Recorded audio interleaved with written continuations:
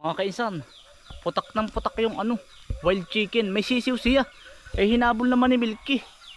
Dito na po naninirahan sa amin mga kaisan wild chicken. Milky, huwag mong habulin.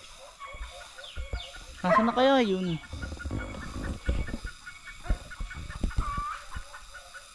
Pagkataas po lumipad, baka po na dito na.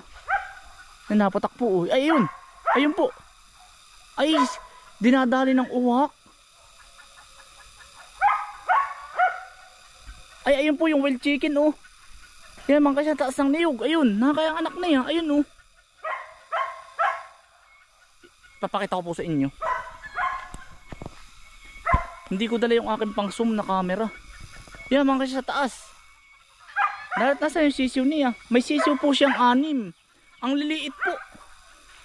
Ayun, oh, mga kaisan, oh. Pinapakain po ni tatay tuwing imaga. Dito na po natira yung wild chicken. Ayun po, yun, oh. Yun. Yan po talagang ang wild chicken po. Sobrang taas mo lumipad. Ayun. Kaya lang hindi nyo nakita eh. Hinahanap ko yung kanyang sisiw. Kawawa naman. Bali dalawa po yung wild chicken na yan. Na dito naninirahan.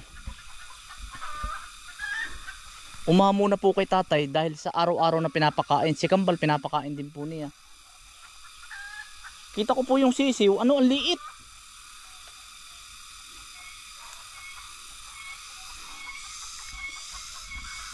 Nahan yung isa, dalawa yan, inahan yung isa. Ay, ayun pa yung isa mga kainsan, oh. Yan, parehas po yung may sisiw. Ewan ko lang kung ilan ang sisiw nitong isang ito. Tatanungin natin si tatay. Yan pa yung isang wild chicken, ayun, oh. Hinahabol din ng aso, gawa ng hindi po kilala, ay, ayun. Para po silang ibon lumipad, yan.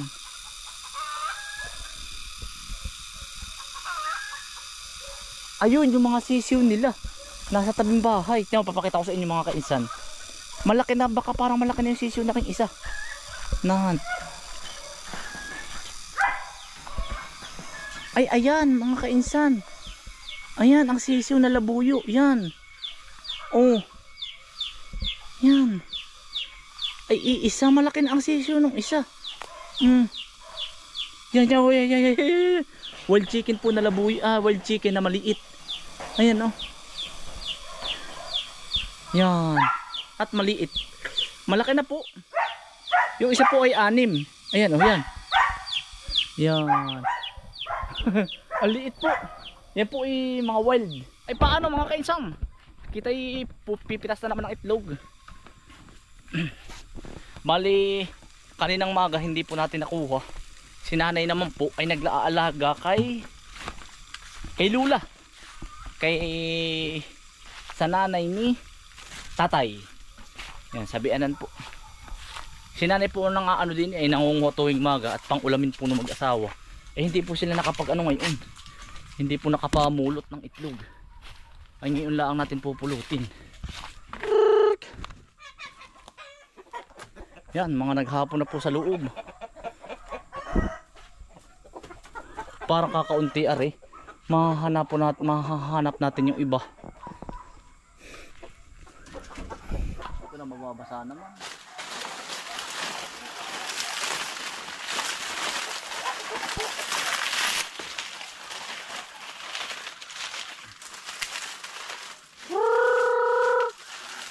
Kahapon na po.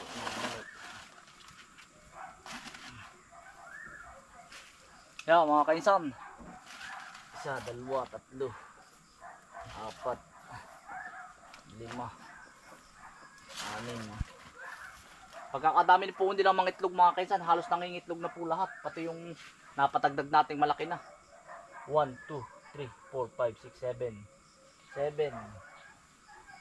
8, 9, 10, 11, 12. Dami na mga kainsan.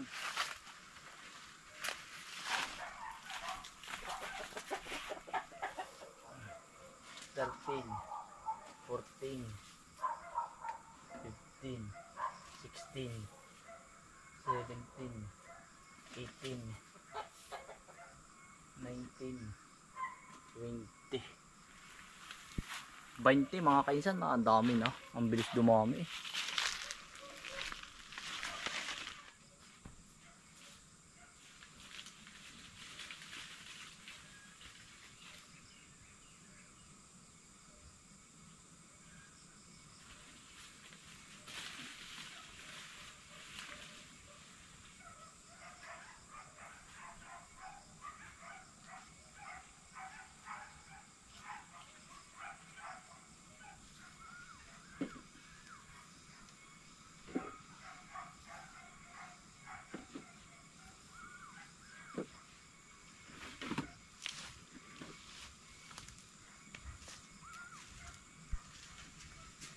26 po.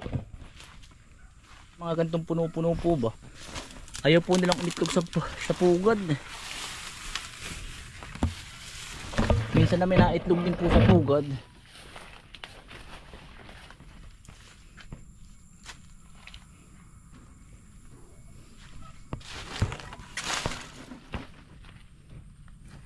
Mga kainsan. Ari. Yan. 17, 28, 29, 30, 31, 32, 33, 34. Parang matagal na rin itlog na ari. Siguro hindi rin nakita ni nanay. Parang matagal na po eh. Pwede pa kaya ari.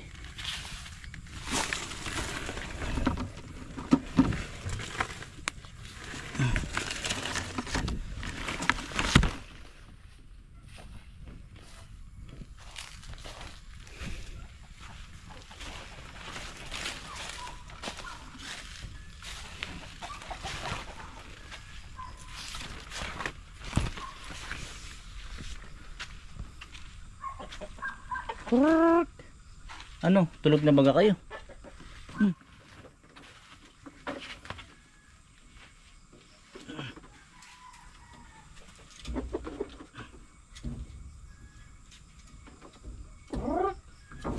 Oo. Ano, nasan yung ibang mga kasamahan ninyo? Sana hapon iyon.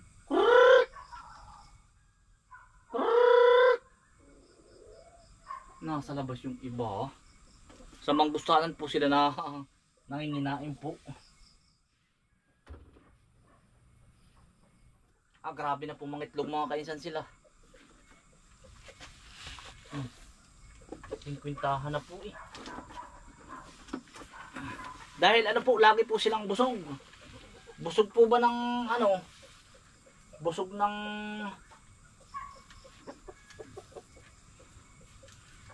noong ano? Anong pangalan na rin? Ng palay po. Ang bilis makapagpangit sa itlog.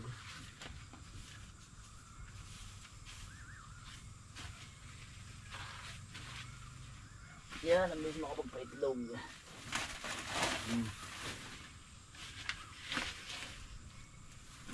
Ba. Dami din na rin ba? Marami-rami din mga kaisa. Nasa 50 mahigit. Dagsa po ay.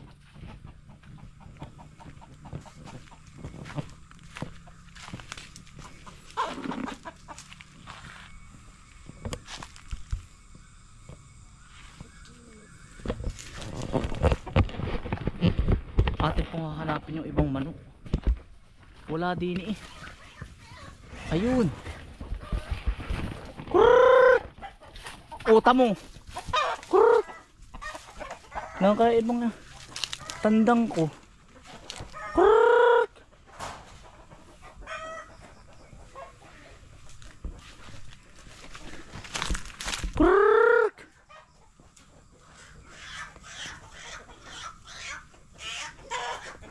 Wala yung aking ibang ano eh.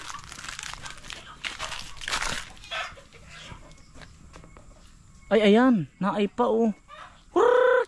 Pasok na kayo, gabi na. Dali. Hindi kaya nangingitog sa dayamihan naman yan. Ayan. Hay na, pasok na, pasok. Shh. Hay na, pasok na. Doon. Balik. Hay, balik. Ayun, natin na yung iba. Mga kaisan.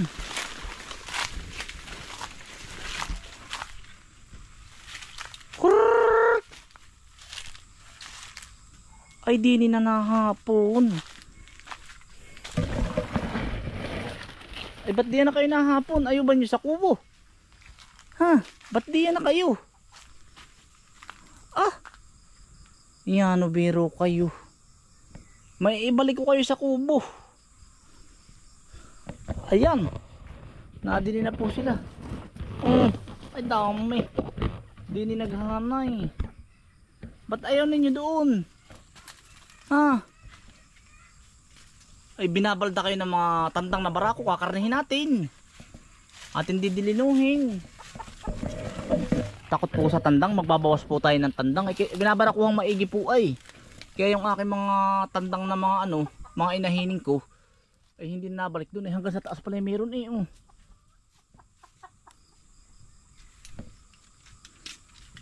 Balik na kayo doon. Bukas ibabalik ko kayo doon. Babawasan natin yung tandang. Ano? Kaya nadadala po yung ating mga inahin.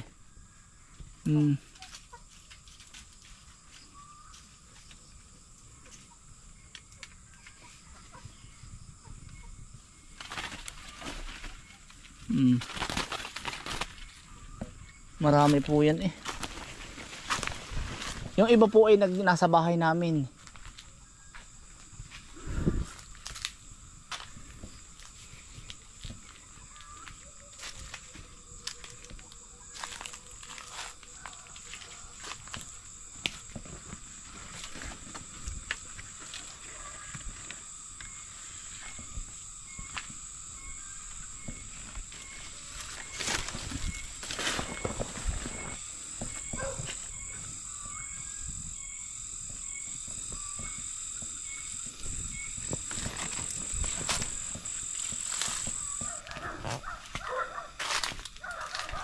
Pero sa bagay malawak naman po ang kanyang area. Mas maganda po ito, area po ito ng manok. Malawak po itong area ito nila.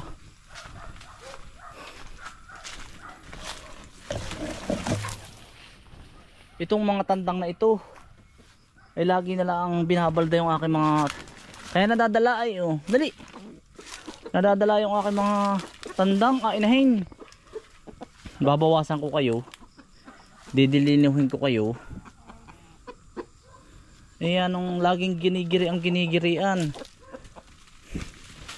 ay pag ako'y nabarino sa inyo, dilino kayo sa akin.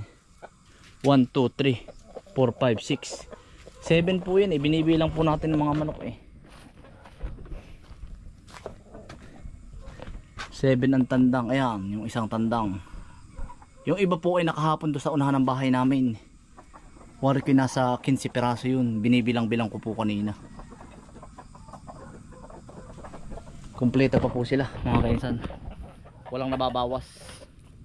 Walang sinasawa. Ay nirurundahan ko naman po ito tuwing gabi ay. Kahit po tayo gabi na, rurundahan ko po yan. Ngayon po yan, magdi-deliver naman po tayo ng talong mga kainsan. Talong at saka sitaw tsaka pipino. Deliver po muna tayo ngayon mga kainsan. Kainsan ng tubig kulang po sa sulusog. Sususugin po muna natin. Naging brown na pati ang kulay ng mini lake. Nasulusog na po natin sa kailayahan ay. Malaki po ang narating na tubig. Kaya lang siguro po may butas doon.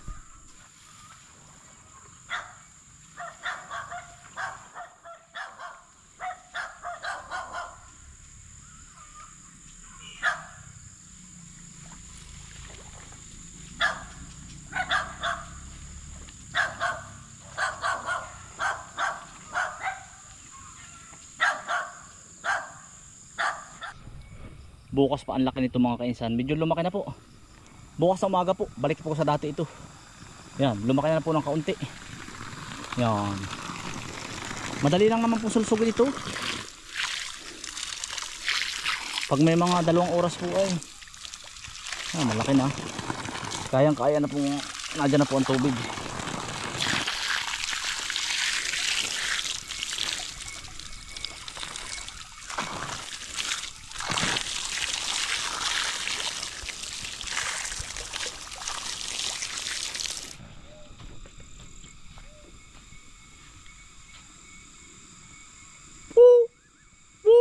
Naririnig nyo mga kaisan, puro tikling.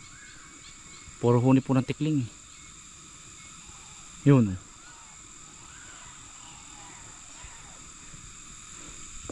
Daming tikling. Ito po ay lalabas po sila. Ang tikling po. Nagsisilbing pagkain po nila ito ay ito pong pinaggapasan po ng palay. Yan.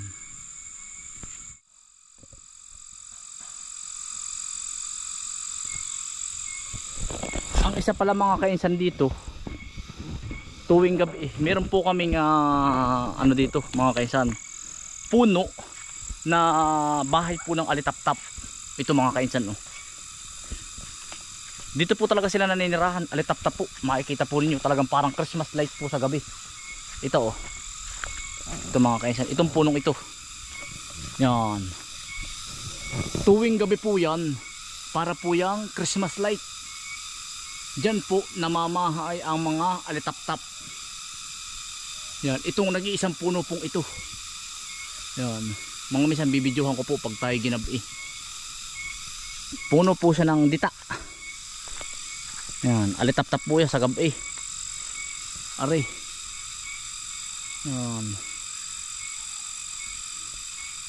Kaya sabi ko, huwag natin itong puputulin.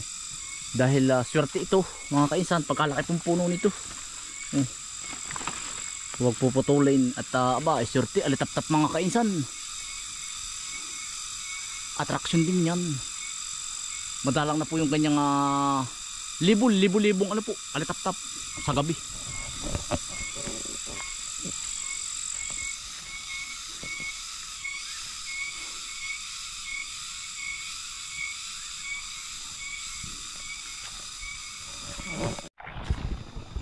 Ay paano mga kainsan, tatapusin ko na aray at magkakarga naman po tayo ng talong. Diretso biyahe na rin po. Pero tayo po muna ay magdidilig po dun sa kabila. Sa kabilang area naman po, magdidilig po muna tayo ng sili. Dahil hindi po umulan kagabi, akala namin uulan, hindi naman.